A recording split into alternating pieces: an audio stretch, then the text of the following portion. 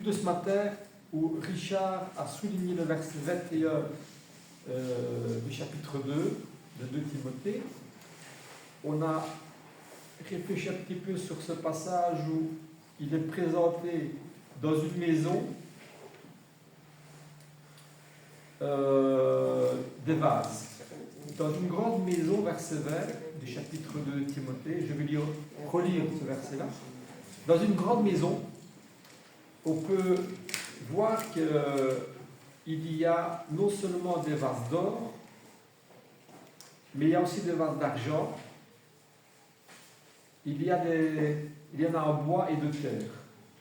Les uns sont des vases d'honneur et les autres sont d'un usage vil. Si donc quelqu'un se conserve pur, en s'abstenant de ces choses, il sera un vase d'honneur, sanctifié, utile à son maître, propre à toute bonne œuvre. Et on a discuté de ça, c'est vrai que on se croit, parfois on voudrait être un vase d'honneur, mais dans cette maison-là, il y a ces différentes vases de qualités différentes, et ça veut dire que chaque vase représente une personne, et un peu par peut-être orgueil personnel, on dit oh, moi je suis comme un vase d'honneur dans la maison du Seigneur, parce que. Et dans la lecture qu'on a fait tout à l'heure ce matin, tout à l'heure avec Giovanni, on voit que, par exemple, ce n'est qu'un exemple dans la parole de Dieu, il y a cette question qui est posée, mais qui est le plus grand. On pourrait dire qui est le vase d'or, le plus grand dans la maison de Dieu. Et finalement, il pose cette question parce qu'ils n'ont rien compris à l'enseignement de Jésus. Ils n'ont rien compris parce qu'il y en a qui sont à table, vous dites, c'est celui qui est à table, qui se fait servir par celui qui sert. Mais, dit-il, il dit, moi Jésus dit, le Seigneur est venu non pas pour se faire servir, mais pour servir. Et lui, c'était le vase d'or, le vase d'honneur, le Fils de Dieu. Donc ces personnes n'auraient compris à ce que signifie le vase d'or ou le vase de bois ou de terre, etc., etc. Et parfois, on fait la même erreur. L'enseignement que nous donne Paul dans tout ce qu'on a lu et tout ce qu'on va voir dans les prochaines semaines, et même dans tout ce qu'on a vu dans le passé, dans la parole de Dieu, ça nous apprend que il ne faut pas tomber dans le piège d'abord de s'enorgueillir d'une matière noble. J'espère que c'est vrai, mais parfois on se trompe aussi. Et l'enseignement du Christ, c'est justement de dire que les valeurs humaines sont parfois inverses aux valeurs que Dieu donne aux personnes. Le Fils de Dieu est venu pour servir et non pour être servi. C'est celui qui est assis. Mais non, c'est celui qui sert qui est ce vase d'honneur. Alors, comment est-ce qu'on peut reconnaître ça? Par tous les enseignements que nous donne la parole de Dieu. Et là, je voudrais me baser sur Romains chapitre 14. Romains chapitre 14. Je vais lire quelques versets dans le chapitre 14 du livre de Romains. Dans l'Église, eh bien, on l'a dit tout à l'heure, il y a des différentes personnes. Nous sommes des personnes d'une famille, de la famille de Dieu, j'espère. Mais il y a quand même, nous sommes différents les uns des autres. Et peut-être on va reconnaître, il y a des vases, une certaine qualité, entre guillemets, je ne sais pas si on peut dire comme ça, mais fait peut-être d'une certaine matière, à l'image qui est donnée en 2 de Timothée, que d'autres vases. Et tout ça, je pense, la matière est donnée à partir de ce que fait cette personne-là en question, qui représente le vase. Et au chapitre 14 de Romains, il dit quelque chose d'intéressant, parce que là, il parle de la pratique de la vie chrétienne, justement, ce qui est notre nature à chacun, notre nature différente, même si on est tous enfants de Dieu. Au chapitre 14, il dit, dans l'Église, bon, parfois il va y avoir des petits problèmes, parce qu'on a des caractères différents, des origines différentes, des susceptibilité différentes, et ça c'est certain. Il y a eu des problèmes, il y en aura encore, parce que nous sommes différents, comme dans un couple. Si on ne met pas un peu, comme on dit, un peu de l'eau dans le vin, ça ne peut pas marcher. Et dans l'Église, eh bien, il faut éviter ce genre de conflit-là. Et il dit, lorsque vous êtes dans l'Église, eh bien, faites accueil à celui qui est faible dans la foi. Ne discutez pas sur les opinions. Tel croit pouvoir manger de tout, tel autre qui est faible ne mange pas de légumes. Que celui qui mange ne méprise pas celui qui ne mange pas, et inversement. Et que celui qui ne mange pas ne juge pas celui qui mange, car Dieu l'a accueilli. Qui es-tu, toi, qui juge un serviteur d'autrui? Alors ça, bien sûr, il faut le mettre en parallèle avec tous les autres enseignements de la parole de Dieu. C'est pas qu'il faut marchander la parole et l'évangile comme le dit Paul, c'est loin de là. Mais il y a cette variété de personnes qui fait que parfois, eh bien, il faut faire très attention qu'à la place d'édifier par peut-être des études, des corrections, des réflexions, eh bien, à la place d'édifier, eh bien, on détruise. Et ça, j'en ai souvent fait allusion. Il y a des questions qu'on a parfois survolées, et certaines questions, je ne suis pas prêt à en discuter, parce que moi-même, j'ai besoin d'apprendre. Par exemple, sur ces questions de nourriture, qui était un problème du temps de Paul, et bien aujourd'hui, on pourrait dire, ben, toi, est-ce que on doit manger ça, on ne doit pas manger ça, mais quand même, est-ce que lorsque tu as mangé un morceau de boudin noir, est-ce que tu as péché? Ça peut être un exemple, hein, c'est un exemple qu'on pourrait se poser aujourd'hui.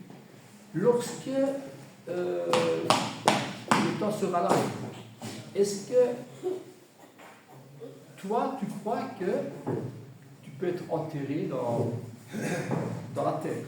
Parfois, on a discuté que voilà, personne ne sait très lorsqu'il n'y a pas une sépulture ou quoi, mais aux yeux de Dieu, est-ce que c'est important? Lorsque on est incinéré, est-ce que c'est quelque chose? Et tous ce genre de questions qu'il ne faut pas répondre trop vite, parce qu'on peut tomber dans ce piège-là en disant, moi, j'ai la connaissance, tu dois croire ça, sinon tu es condamné. Et c'est un peu ce genre de danger que Paul mentionne ici. On répond parfois trop vite. Il vaut mieux parfois ne pas répondre trop vite que de dire des choses qui ne sont pas vraies. Et de se porter juge, surtout. Qui es-tu, toi, qui juges? Et que finalement, le résultat, c'est qu'à la place d'être édifié, d'étudier ensemble, de dire, voilà, moi, je dois encore étudier la question, il vaut mieux dire ça, peut-être, que dire c'est comme ça. Parce que l'orgueil de la personne fait que moi, je sais. Moi, je sais. Qui es-tu, toi, qui juge un serviteur d'autrui et qui se tient debout, ou s'il tombe? Cela regarde son maître.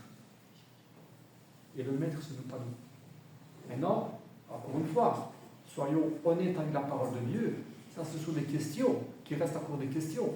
Mais tout ce qui n'est plus question et qui est clair dans la parole de Dieu, il ne faut pas négocier ça. On ne peut pas négocier ça. Et cette limite-là, ce curseur-là, parfois, eh bien, il est difficile à trouver. Et tant qu'on n'a pas trouvé, eh bien, il vaut mieux se taire. Ça, c'est, je crois, quelque chose à faire attention. En Jacques chapitre 4,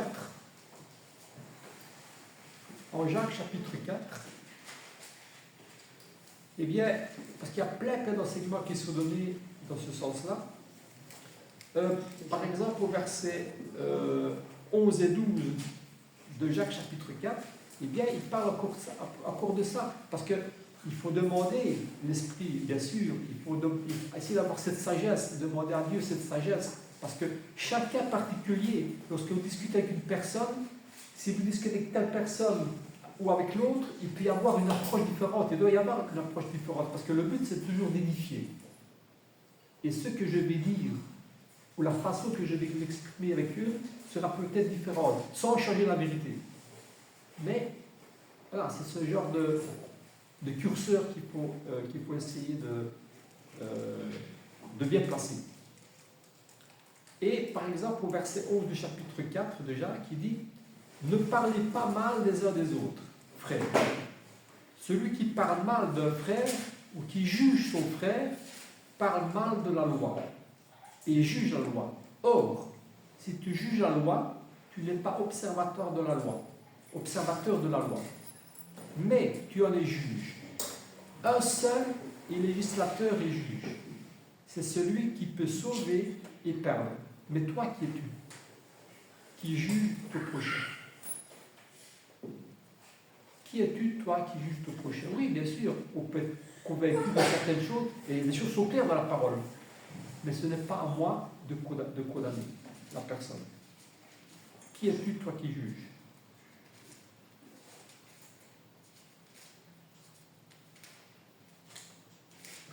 Au chapitre, dans le même livre, au chapitre 2, il y a encore quelque chose d'intéressant. Donc Jacques chapitre 2, au verset 12 et 13. Parlez et agissez comme devant être jugés par une loi de liberté, car le jugement est sans miséricorde pour qui n'a pas usé de miséricorde. La miséricorde triomphe du jugement. Et ça nous rappelle des paroles de Jésus lui-même qui dit ben, finalement, c'est facile de juger. Mais ne vous trompez pas dans la position du curseur parce que la mesure que vous aurez utilisée, eh bien, c'est celle qui vous sera utilisée.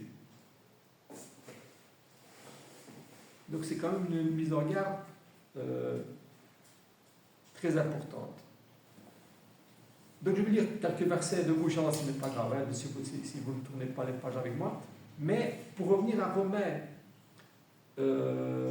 au chapitre 2 aussi, eh bien, il y a quelque chose d'intéressant. Parce qu'il dit, oui, mais dans ce cas-là, voilà, c'est le jugement qu'on apporte et qu'il faut faire attention. Toi, tu es condamné parce que on ne connaît pas très bien les circonstances, on ne connaît pas très bien le regard que Dieu a sur la personne et sur le cœur de la personne. Et ça, c'est un danger aussi.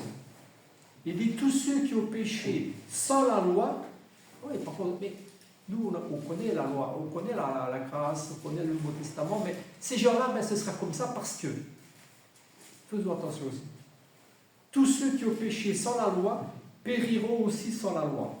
Et tous ceux qui ont péché avec la loi seront jugés par la loi. Ce ne sont pas en effet ceux qui écoutent la loi qui sont justes devant Dieu, mais ce sont ceux qui mettent en pratique qui seront jugés. Parce que quand les païens qui n'ont pas la loi font naturellement ce que prescrit la loi, ils sont eux qui n'ont pas de loi, une loi pour eux-mêmes. Ils montrent que l'œuvre de la loi est écrite dans leur cœur, leur conscience en rendant témoignage et leurs pensées s'accusant ou se défendant tour à tour. C'est ce qui paraîtra au jour où, selon mon évangile, Dieu jugera par Jésus-Christ les actions secrètes des hommes. Et nous ne les connaissons pas, les actions secrètes des hommes. Nous ne connaissons pas le cœur des hommes. ne connaissez pas. Parfois, on se pose des questions dans certaines coteries du monde. Qu'est-ce qui va se passer? Puis on vient, oh, mais quand même, ils n'ont pas connu ça. Et donc, ils n'ont pas connu, ou alors ils n'ont pas fait ça, et l'on condamne. Mais prenons garde à ça. Parce que le cœur des personnes, ce n'est pas nous qui les connaissons, et peut-être ils ont agi selon leur conscience dans des choses que nous, on dit, bon, c'est insuffisant ou c'est contre la loi, mais il dit ici, leur conscience en rend témoignage. Et ça, le seul juge, c'est Dieu. Voilà. Ce sont des exemples qui nous mettent en garde concernant tout ça. Nous sommes là, bien sûr, pour faire connaître la parole et pour partager notre foi et pour faire connaître ce que Dieu nous a apporté par son Fils Jésus-Christ. Mais à un moment donné, il ne faut pas se porter et se faire juge plus que ce que la parole nous permet de faire. Ça, c'est réservé à Dieu et à Dieu seul.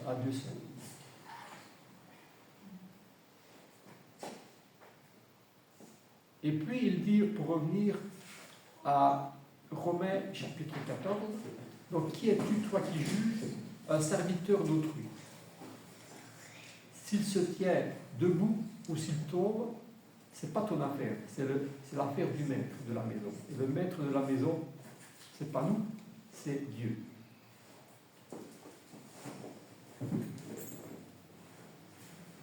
Au verset 10 du même chapitre, il dit « Mets-toi ». Et donc il s'adresse aussi à nous ici. Hein. « Mets-toi ». Pourquoi juges-tu ton frère? Ou toi, pourquoi méprises-tu ton frère? Puisque nous comparaîtrons tous devant le tribunal du Christ. Car il est écrit « Je suis vivant, dit le Seigneur. Tout genou fléchira devant moi, et toute langue donnera gloire à Dieu. Ainsi, chacun de nous rendra compte à Dieu pour lui-même. Ne nous jugeons pas les uns les autres, mais pensez plutôt à ne rien faire qui ne soit pour votre frère une pierre d'achoppement ou une occasion de chute. C'est quand même un verset qui va dans le sens dont on parle aujourd'hui. Parfois, on peut juger trop vite, on peut mépriser trop vite. Mais sachons que nous, on va tous comparer devant le tribunal, et le tribunal, ce n'est pas celui que nous, on constitue aujourd'hui, mais le tribunal de Dieu, du Christ.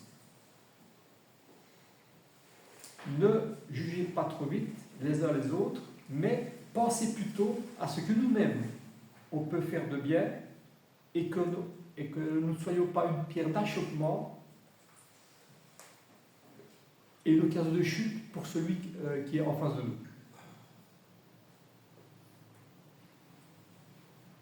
J'ai l'occasion, je vous l'ai déjà dit, de parler avec mon voisin en face.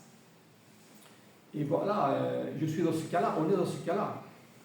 Je pense que lui-même, peut-être, il pense la même chose pour moi. Mais le but, ce n'est pas de rompre le pont entre nous. Il est convaincu de certaines choses, je suis convaincu de certaines choses. Il faut évoluer dans ces connaissances-là et peut-être en étant le plus sincère possible. C'est pas qu'on discute tous les jours de ça, mais parfois il nous arrive de parler de ce qu'on peut manger, ce qu'on ne peut pas manger, et d'autres sujets de la parole, mais que nous ne soyons pas une pierre d'achoppement. Ça, c'est l'affaire de Dieu, de juger. Je ne suis pas là pour juger. Moi, je suis là pour dire, la parole dit ça. Et puisqu'on prétend tous les deux suivre et respecter la parole de Dieu, ben, on devrait trouver un terrain d'entente. Ça s'arrête là. Mais je ne suis pas là pour l'imposer à croire et accepter ce que moi je crois. Je ne suis pas là pour ça. Ça s'appelle la tolérance. Aujourd'hui, il y a beaucoup de problèmes de tolérance. Et l'intégrisme, il vient d'un manque de tolérance. C'est le résultat, c'est le fruit. Il parle beaucoup de tolérance. Non pas pour tolérer, de négocier, encore une fois, de négocier la parole de Dieu sur ce qui est clair. Mais je ne suis pas capable aujourd'hui de répondre à certaines questions. Et là, je préfère me taire que d'affirmer des choses qui restent encore. Paul, il le dit, hein, il y a dans la parole des choses difficiles à comprendre. Vous vous souvenez de ça? Il le dit, je pense aussi à... Je ne sais pas. Il y a, même pour lui, hein, il y a des choses difficiles à dire. Alors ne faisons pas trop les expérimenter pour dire, moi j'ai réponse à tout, comme certaines religions le disent. Hein. Le fond. Il y a dans la parole de Dieu, il y a des mystères, par exemple, que je pense qu'on ne sera jamais capable de dire ça représente ça ou ça ou ça. Mais il y a des lumières, peut-être, ou ceux qui se prétendent des lumières pour dire, eh bien, j'ai réponse à toutes les questions. Et ça, c'est un danger, parce qu'on a bougé le curseur dans une position qui n'est pas bonne. Donc, simplement, l'exhortation de ce matin, c'est ça. C'est la liberté que Dieu, la connaissance que Dieu nous donne, l'éclairage que Dieu nous donne, ça fait partie de la tolérance, une certaine tolérance qu'on doit avoir, qu'on voit ici au chapitre 14, une certaine compassion qu'on doit avoir, qui va avoir pour résultat, ce que Paul dit, c'est de sauver un maximum de gens.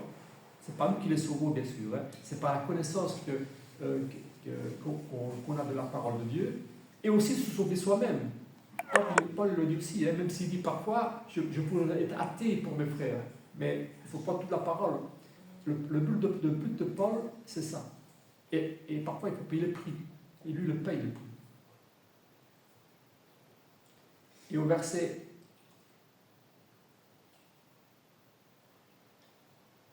14, on pourrait lire à partir du verset 16 à 21, du même chapitre 14, c'est un beau chapitre, le chapitre 14 de Romains.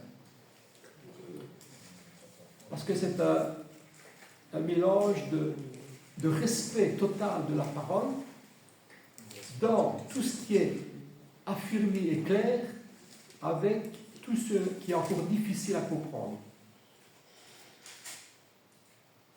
D'intransigeance et de tolérance.